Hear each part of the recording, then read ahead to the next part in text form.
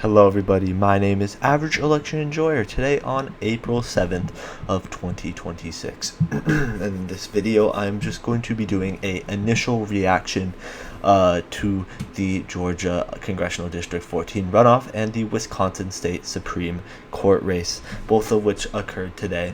A more formal video is going to be coming out in the next couple of days. It's going to be breaking down all the other special elections that occurred on this day. There were a couple of state house and senate races in Georgia, as well as a mayoral race in Wisconsin, I believe, but I'm going to be breaking those down in another video that will be coming out shortly. This is just going to be an initial reaction of these results, and I will tell you my initial reaction is wow. I was talking to people that I knew, and I was saying if Sean Harris was able to crack 40% and was able to win Cobb District, that would be something of a moral victory for the Democrats in this race. And I certainly did not see these results coming. I mean, Paulding County only ended a 1-point difference. Keep in mind, just for reference, let us look at how this result went in 2 years ago in 2024. My apologies, I pulled up the 2026 map again. This is the 2024 map for District 14 in Georgia.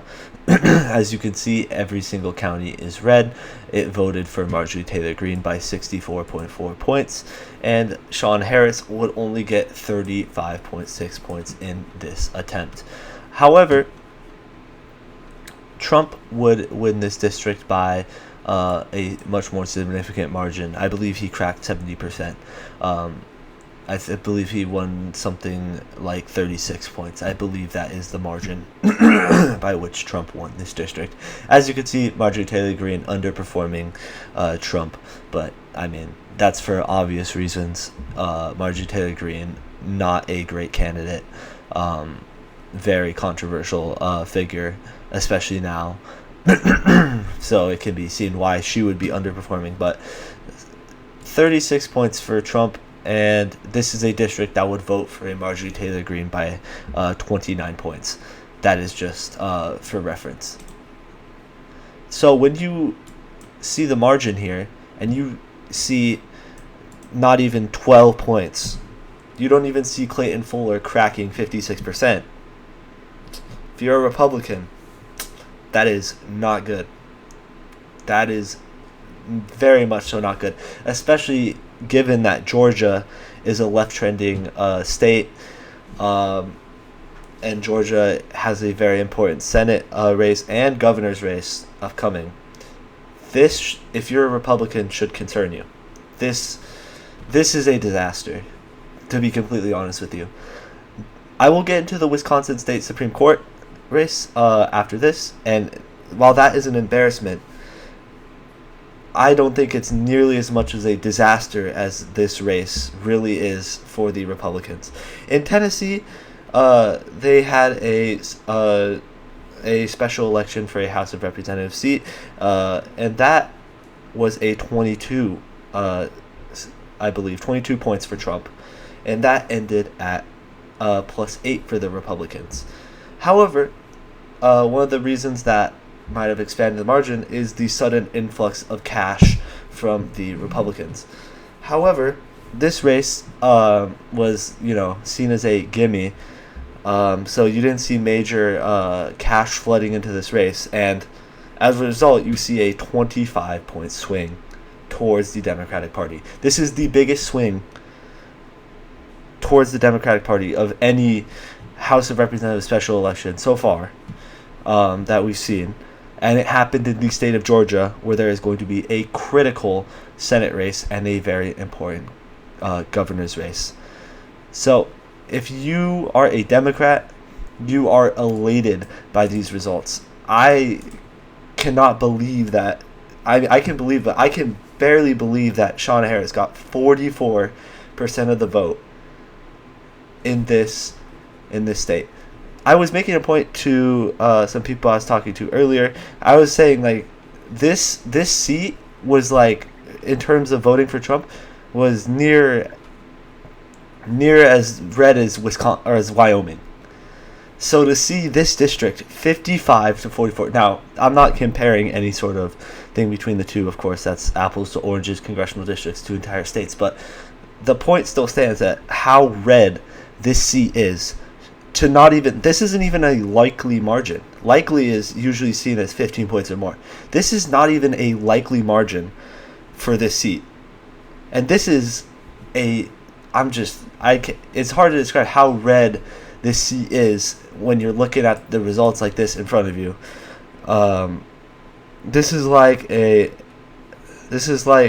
a congressional district that is probably somewhere in LA. There's probably an LA district that has this sort of that has a 30 plus margin for the Democrats. That's like one of those districts coming down to 11 points. This is, very red district that voted, it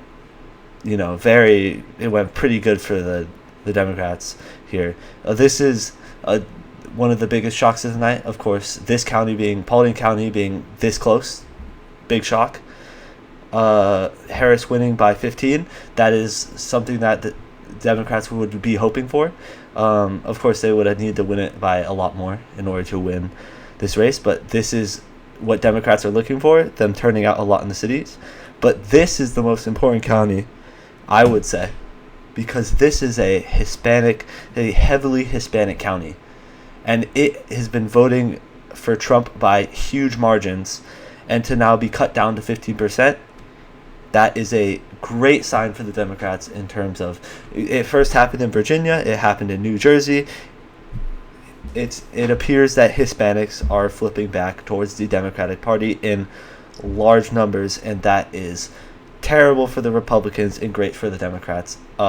Reason being, Republicans in the redistricting fiasco that we're seeing unfold, they drew their seats keeping in mind, like, with the hopes that Hispanics will continue to vote red. And this, if anything like this is going to be happening in Texas or Florida or wherever they gerrymandered based on Hispanic amounts, that could definitely cause some problems. I'm thinking South Texas. That's what I'm really thinking right now with this sort of result. And if that trend continues, if you're a Republican looking at Texas, I would be concerned, to put it lightly, with these trends that we're seeing. And this is a very rural county.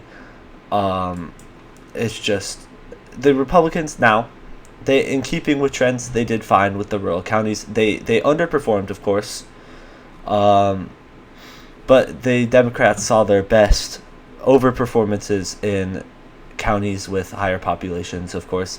Cobb, Paulding, Floyd here, you saw more of an overperformance by the Democrats. And then Whitfield was the shock of the night. Watching it, Democrats were up with the early vote, and that was very surprising to see early on. That was something that I don't think anybody really saw coming in this election. I don't think anyone really saw this coming, too. I can say I definitely didn't. But this is a disaster for the Republicans. They should be very concerned with these results. If you hear them say, if you hear Republicans saying, "Oh, the Republican won," if you want to see the Republicans succeed, that is not the mindset that they need to be in right now. This is looking like it is going to be a good year for the Democrats. Yeah, not much more to add about this race. So a big result. Big overperformance by Sean Harris. Big warning signs for Republicans in that. And now we switch over to the embarrassment of the night. Chris Taylor is currently up about 19 points. Let's see. If you add 20, that would be... Nope. Chris Taylor is up over 20 points to Maria Lazar here. Chris Taylor being the Democrat aligned. This is a nonpartisan race. Maria Lazar being Republican aligned. Wow. I mean, just look at the map. This is, you don't normally, because of course land doesn't vote. That isn't normally something that I would say. But in this case, like, no, seriously, you just need to look at the map here. This was the map last time in 2025 when Susan Crawford beat Brad Schimmel in what a lot of people were saying was a decisive victory. Nearly 11 points there, or over 11 points there. You heard Democrats crowing from the rooftops from this race, and this is what the map looked like. I mean, I almost don't even need to say anything. I could just post a picture of this and people would understand that this is an embarrassment for the Republican Party.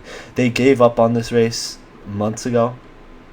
So people like me, I was expecting about 15 points. That was the margin that I was thinking, and I thought that would be a decisive win for the Democrats. But I did not expect this. I can tell you that. This is most definitely a surprise. I mean, just look at the Democrats won by more than 300,000 votes in a total of 1.5 million. That is ridiculous. That is a very, very wide margin from, again, another very important state that is going to be crucial in coming years. Wisconsin is a state that has been, of the swing states, has been the most friendly to Democrats, and this is just not. This is bad for the Republicans. This is a terrible result. It appears Republicans have really just lost the high propensity voter, just across the nation. And that is going to hurt in the midterms, especially. In the midterms, you'll see you'll see more high propensity voters, of course, having the biggest effect in these special elections. You'll never see a result like this in a midterm in a state like Wisconsin, of course. But if whichever party is winning the high propensity voters usually does better in the midterms, because midterms less turnout than presidential. So again, if you're a Republican, this is scary to look at. In Dane County, 83.8% of the vote. They gained a total of 130,000 votes from this county. That is almost 10% of the entire of all the votes are just is how much the Democrats came out on top over the Republicans from this county. That's a lot. Milwaukee County, again, 100,000 votes. Let's see here. That's like 7% again. That's like 7% of the vote, but being gained over the Republicans by the Democrats just from this single county. In the WOW counties, just first of all, the Democrats won one of them. Not good for the Republicans, but their margins being cut down. Democrats got 61,000 votes out of Waukesha County, compared to Republicans only getting 72,000. These counties are suburban. They've been Republican. They've been the largest Republican vote sink in the state. This is a disaster. This is an indictment of the Republican Party in this moment. In these two special elections, this result is just something you don't really see. You don't ever see a swing state, even if it's a nonpartisan election. It is a statewide election. You don't usually see destructions like this. I can't recall a destruction kind of similar to this. I mean, it sort of makes sense in the way that Republicans gave up on it and Democrats have a lot of momentum, but I mean, this is just the amount of counties they won is what is really sticking out to me. It wasn't just the cities. Democrats actually were winning some of these swing counties here. If we look at 2025. I mean, we can just. I mean, how many counties do I even need to? I don't even need to count, do I? Because let's see, 1, 2. There's 4 counties that swung right here alone. These were all for the Republican aligned candidate, I believe. Yes, they were. These were all for the Republican aligned candidate, and they. I mean, 50. That's a 9-point margin. That is a 13-point margin. That is a 15-point margin. It's not even close. The Republican who won these counties last year got decimated in these counties, absolutely obliterated. Let's see here. These are 3-point counties. These were our narrow flips, but these are more populated counties than some of the other counties. And Democrats were, they won these swing counties. Impressive results. I mean, is this real? That's a 20-point margin. I mean, it's not a lot of. Okay. 12.3 in. Good. I was saying that there's no way that could be really. Yeah, I was gonna say that is ridiculous. But again, moving forward with my point. This one might not flip, but this is for sure flip. That's 9 points. No, sorry, that's 7 points for the Democrat. That the Democrat aligned, I should say. That was a Trimble County here. Same with these two. 5 points and 3 points. Narrow flips. Let's see. They won these. They didn't win these counties in the middle last time. That's, yeah. I mean, I just went over those. Look down here. These are all flips. These two are flips. This is a flip. These two are flips as well.